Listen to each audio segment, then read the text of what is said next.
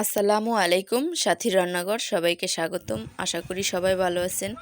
আপনাদের মাঝে আজকে নিয়ে এসেছি একটি হালিম মিক্স। খুব সহজে এই হালিম মিক্সটি বানানো যায়।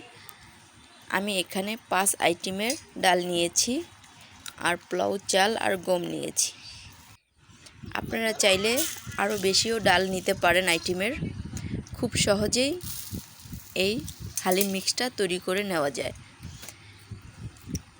1 কাপ করে আমি সব ডালটি দিয়ে নিয়েছি। ডালগুলি আমি আগে ধুয়ে শুকিয়ে নিয়েছি। ব্লেন্ডার দিয়ে ব্লেন্ড করে নিব। এরকম দানাদার ভাব থাকবে ব্লেন্ড করে নেওয়ার সময়।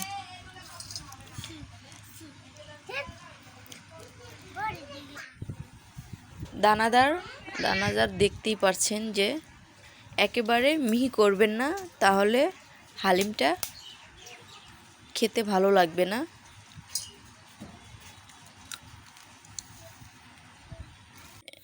এভাবে আপনারা চাইলে খুব সহজেই বাসায় বানিয়ে কন্টেনার ভরে রেখে দিতে পারবেন। 1 বছরও রাখা যায়, নষ্ট হয় না এগুলো।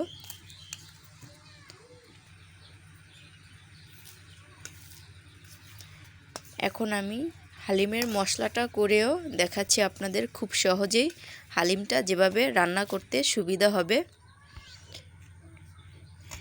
এখানে আমি 1 টেবিল চামচ মেথি, জিরা, গোয়ামুড়ি, 4-5টি গোলমরিচ, কালোটা নিয়েছি আমি, আর 3-4টি শুকনো মরিচও নিয়েছি।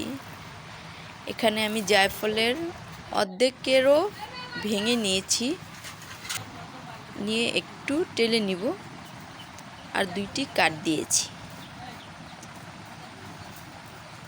এভাবে আমরা একটু টেলে নিয়ে ঠান্ডা হলে ব্লেন্ড করে নিব।